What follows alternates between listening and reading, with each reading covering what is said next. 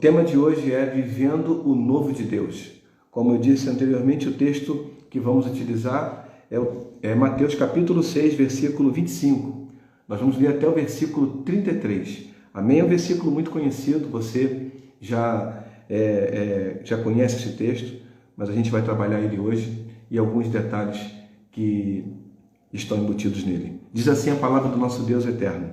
Por isso vos digo, não andeis cuidadosos quanto à vossa vida, pelo que haveis de comer ou pelo que haveis de beber, nem quanto ao vosso corpo, pelo que haveis de vestir. Não é a vida mais do que o mantimento e o corpo mais do que a vestimenta?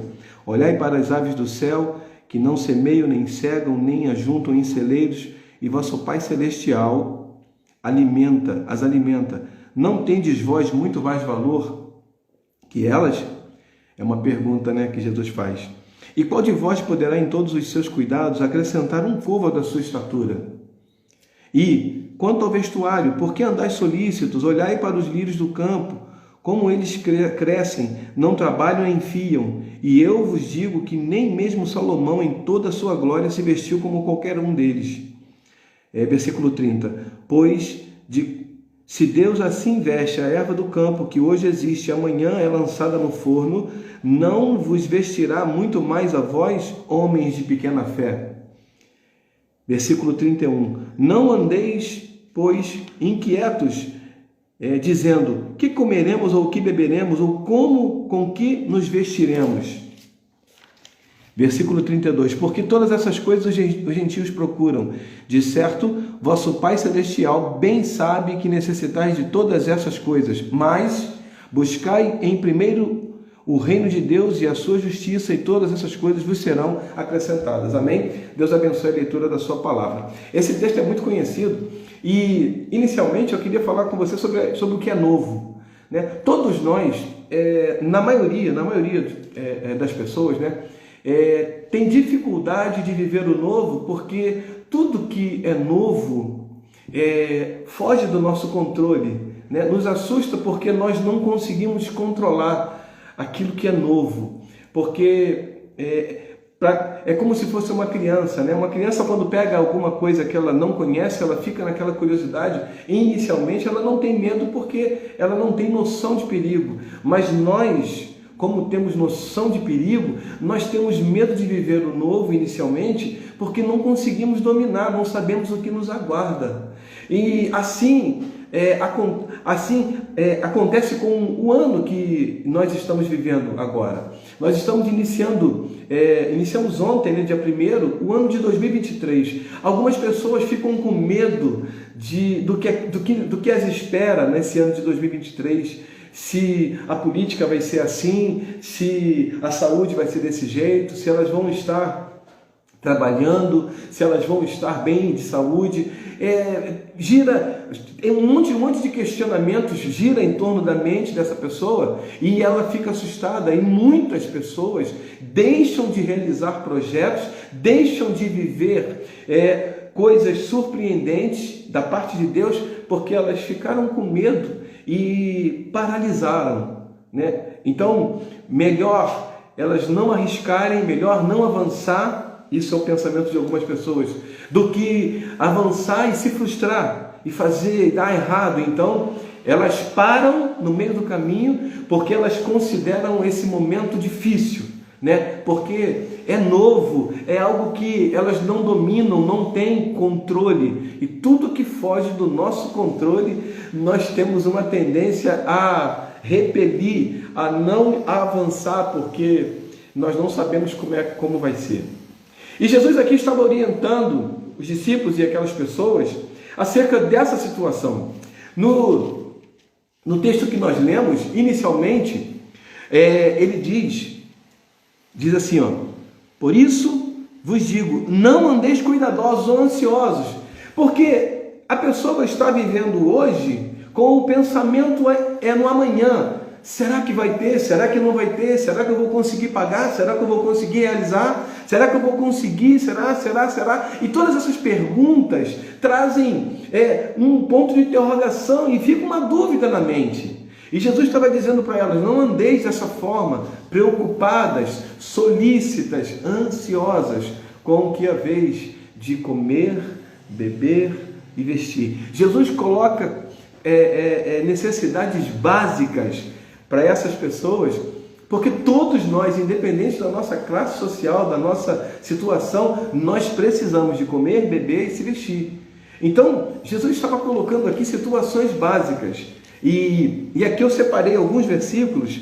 Diz assim, o primeiro versículo que eu separei, a primeira palavra diz assim: olhai, versículo 26, olhai para as aves do céu. Essa palavra olhai é fixa, contempla, observa com detalhes as aves dos céus. Elas estão ali e elas estão recebendo de Deus tudo o que elas precisam para viver. E elas nem trabalham.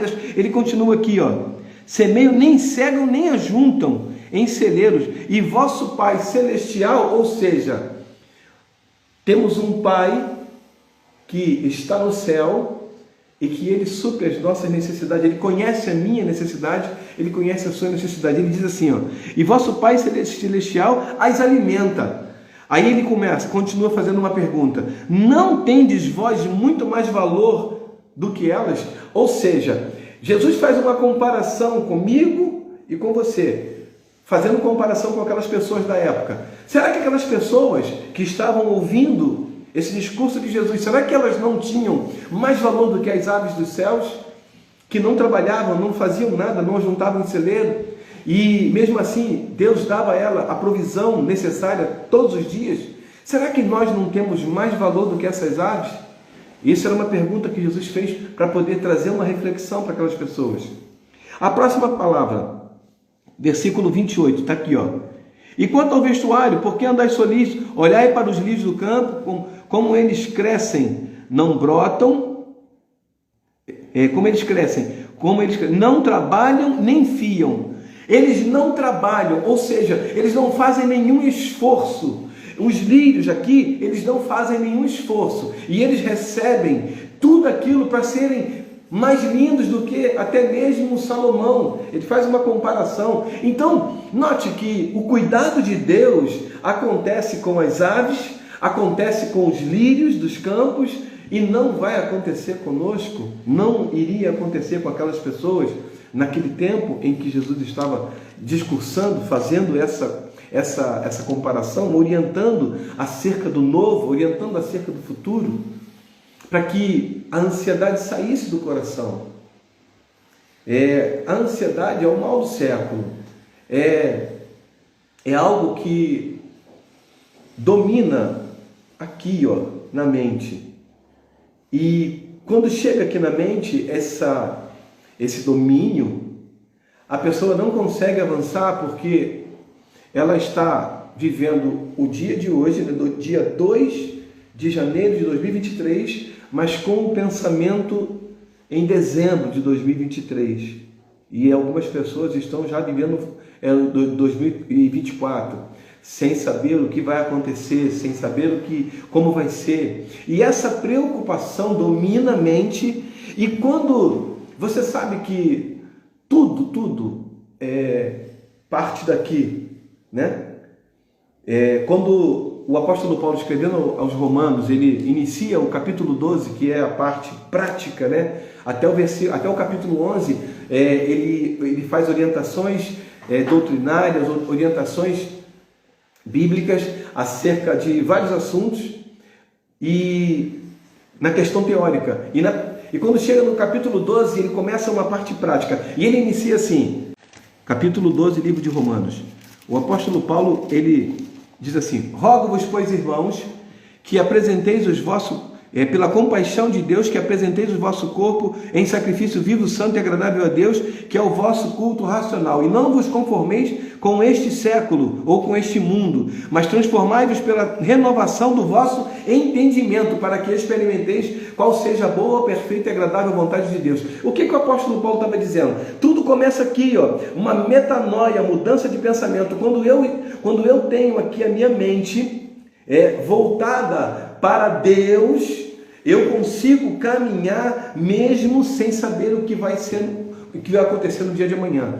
E o apóstolo Paulo estava dizendo que eu preciso mudar aqui, porque quando eu quero pegar, por exemplo, eu tenho um copo d'água, quando eu quero pegar o copo d'água para beber água, que eu pego o copo d'água e a minha mão vai lá pegar, mas quem ordenou, quem deu o comando foi o meu cérebro, a minha mente. Então tudo parte daqui. Se eu tenho uma preocupação que me domina, eu não vou conseguir ter atitudes, eu não vou conseguir ter ações na minha vida, porque eu não consigo desbloquear a minha mente, eu não consigo tirar a minha mente de 2024 ou de dezembro de 2023, como foi o exemplo que nós demos aqui inicialmente. Então, eu estou vivendo hoje com a minha mente lá em dezembro de 2023, sem saber o que vai acontecer.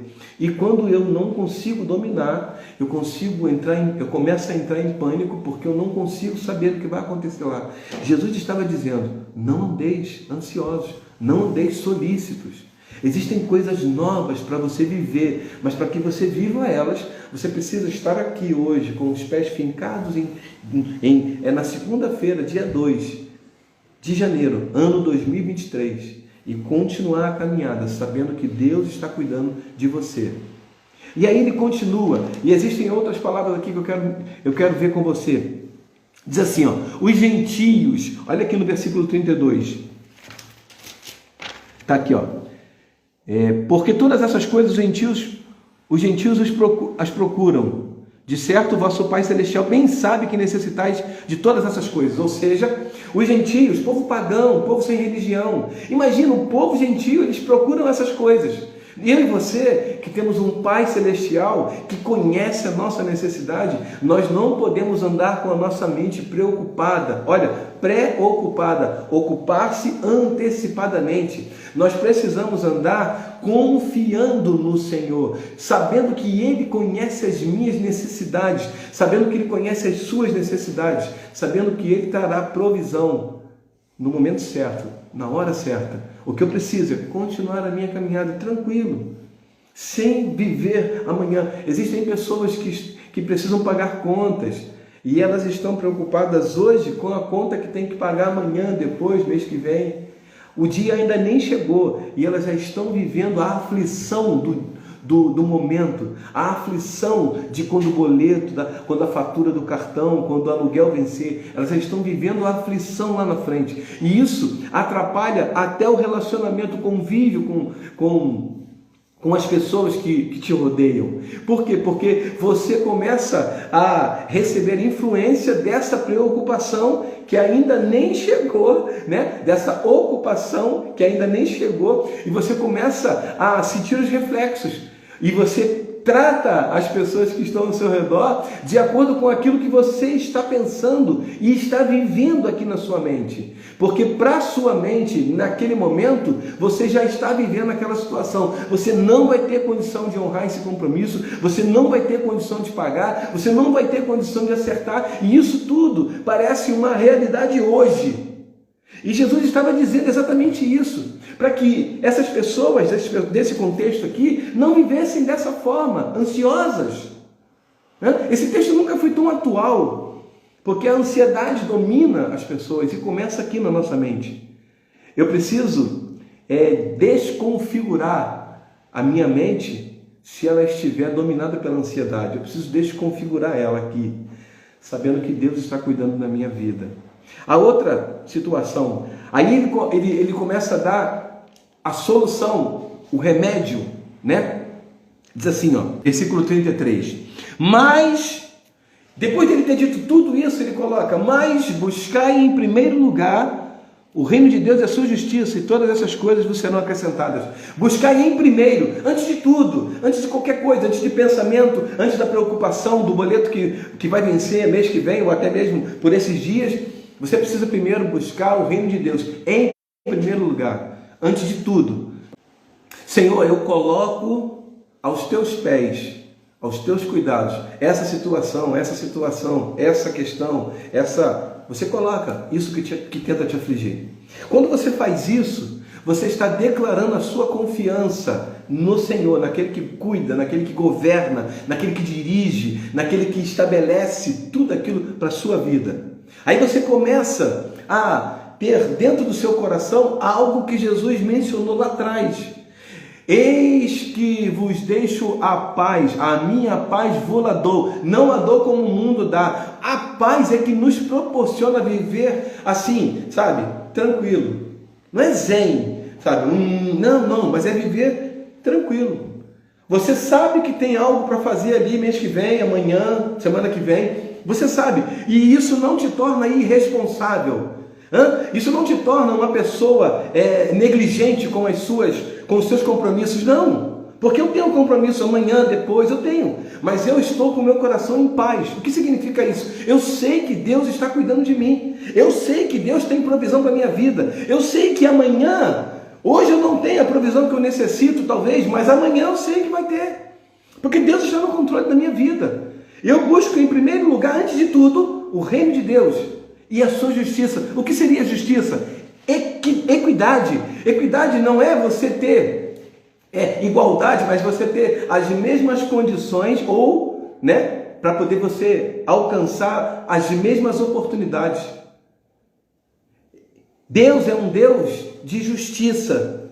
E Ele é justo comigo e com você. Ele sabe o que eu preciso, o que você precisa. Existe um 2023 que já bateu a porta e já entrou.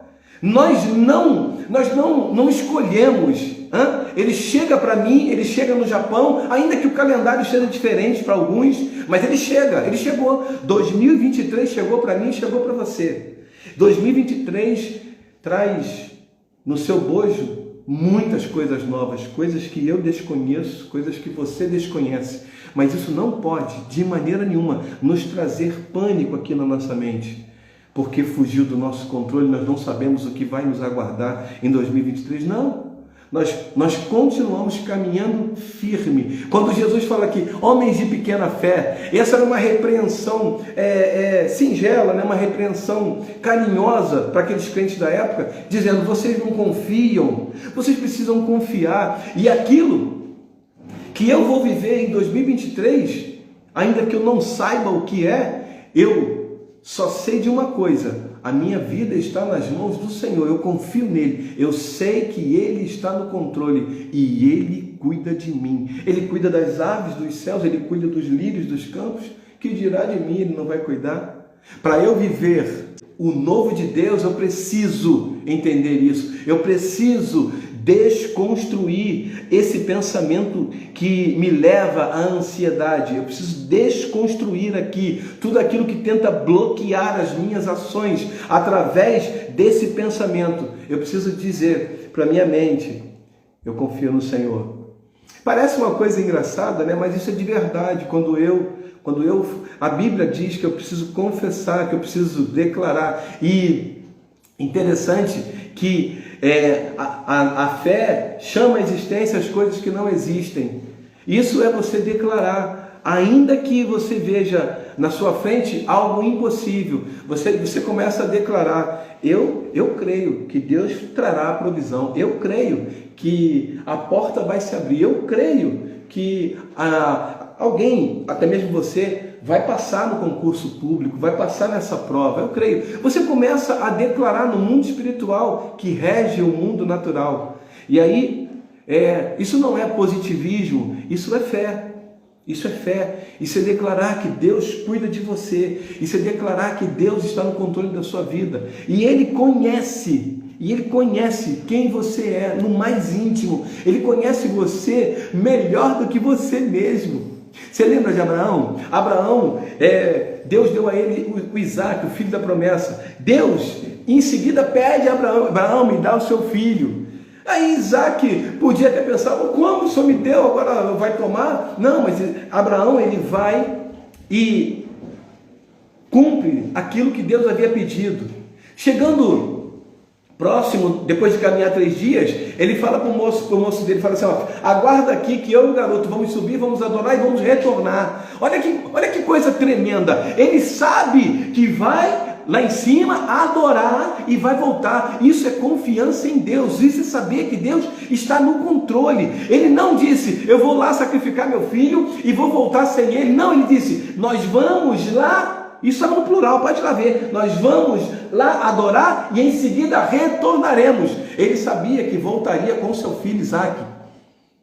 E por que ele sabia que voltaria com seu filho Isaac? Confiança no Senhor. Deus está no controle. E por que Deus fez isso então? Para provar para Abraão que Abraão conseguiria ir até as últimas consequências. Deus conhece a mim e a você mais do que nós mesmos. Então Ele sabe aquilo que você precisa. Você não pode ter medo.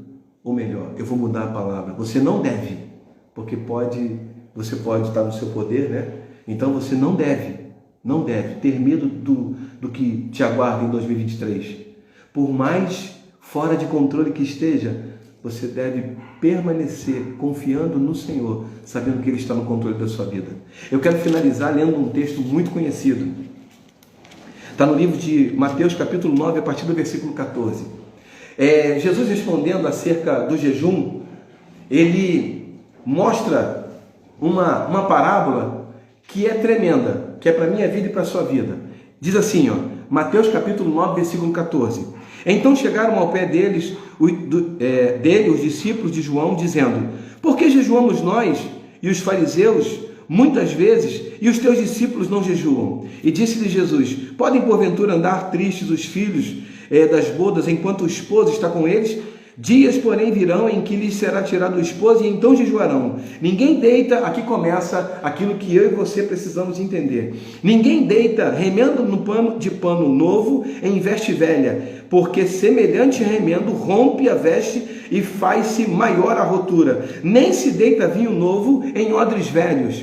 Aliás, rompem-se os odres e entorna-se o vinho, e os odres estragam-se, mas deita-se vinho novo em odres novos, e assim ambos se conservam. Jesus estava dizendo aqui que, falando do remendo, você sabe, uma roupa velha com um remendo novo, a roupa velha não vai sustentar o remendo.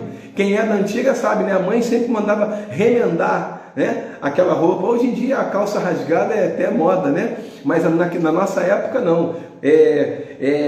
Há 40 anos atrás não, era vergonha quando uma criança andava com uma roupa rasgada, era sinônimo de desleixo, de falta de cuidado. Não é só de pobreza não, porque minha mãe dizia: está rasgada, mas está costuradinho. Não pode estar rasgado, mas está costuradinho com remendo aqui, Isso não é vergonha não, minha mãe falava. E aí esse remendo novo, ele rasga, ele rompe a roupa, porque a roupa é velha. A roupa velha não pode receber remendo novo. Da mesma forma, o odre velho não pode receber vinho novo. E aí há uma explicação lógica. O odre era aquele recipiente, uma espécie de refil, de garrafa, né? Feita de pele de animais, para transportar água e vinho.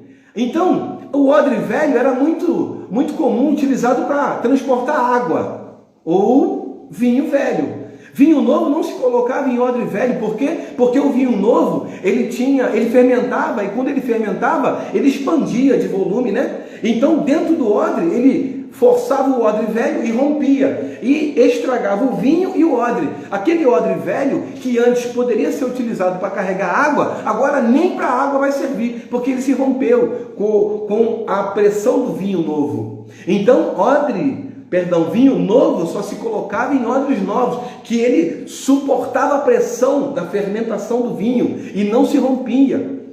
O que Jesus estava explicando para essas pessoas dessa época? Eles estavam dizendo que para eu receber o novo, eu tenho que também ter uma mentalidade nova. Eu não posso viver do mesmo jeito que vivi em 2022, achando que nada vai dar certo, achando que eu não consigo. Não. Eu preciso encarar 2023, um ano novo, com mentalidade nova, com pensamentos novos. Não é mudar o seu conceito de tudo aquilo que você acredita até hoje. Não. Mas aquilo que você fez lá atrás, que deu errado, muda. Né? Einstein diz: é loucura um homem querer resultados diferentes com as mesmas ações. Ou seja, se eu quero resultado diferente em 2023, aquilo que eu vivi em 2022, que eu, falando por mim, que eu fiz, que não foi muito legal, eu vou mudar, mas eu vou viver com o coração em paz, sabendo que Deus estará lá. Em fevereiro, em março, em abril, em maio, junho, julho, até dezembro. Até o último dia de 2023, que eu não sei o que me aguarda, Eu não sei o que me aguarda. Eu não tenho bola de cristal, não uso isso. Então eu sei de uma coisa: Deus está no controle da minha vida. E lá em 2023, no final, em dezembro, no último dia do ano, a certeza que eu tenho é que Deus estará comigo. Lá. A certeza que você deve ter é que Deus estará com você lá em 2023. Então não tenha medo do novo. Deus tem algo novo para a nossa vida. Deus tem algo novo para você e para mim. E para que nós vivamos o novo de Deus, precisamos confiar nele, sabendo que ele está no controle. Não permita que a ansiedade domine o seu coração, a sua mente. Não permita que o desconhecido te traga pânico. Quando você se deparar com algo desconhecido, encare isso como uma oportunidade de crescimento. Encare isso como uma oportunidade de ver o agir sobrenatural de Deus na sua vida. Encare isso como algo que você nunca viveu, mas que você vai viver. Existem pessoas que, porque elas não se consideram capazes de fazer alguma coisa, quando aparece uma oportunidade, elas recuam dizendo: não vou fazer porque eu não sou capaz. Não faça isso.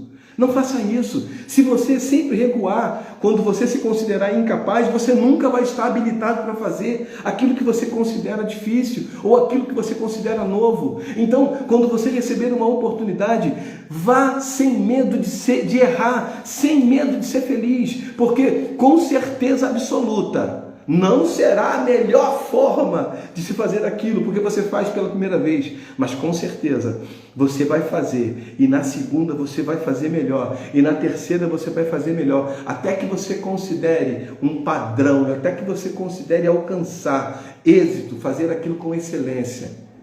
Porque quando eu retraio, quando eu recuo diante de uma oportunidade, diante de algo novo que eu desconheço, que eu não domino, eu perco a oportunidade de aprender algo que está à minha frente. Então não tenha medo do novo. Quando surgiu uma oportunidade, eu me lembro das vezes em que, por exemplo, no período que eu me converti, eu era da Assembleia de Deus, a primeira igreja, E aqui na França Leite, do pastor Lorival, saudoso pastor Lorival, já dorme no Senhor.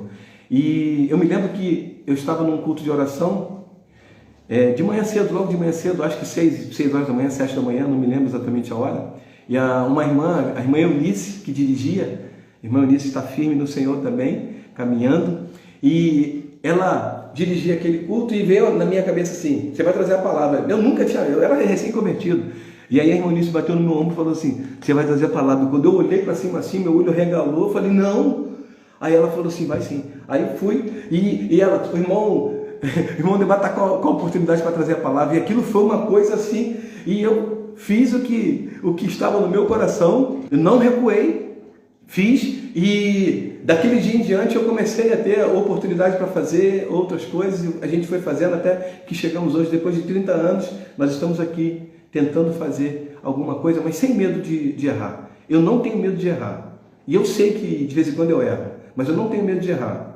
O que eu tenho medo é de recuar diante das oportunidades. O que eu tenho medo é de recuar diante do novo de Deus.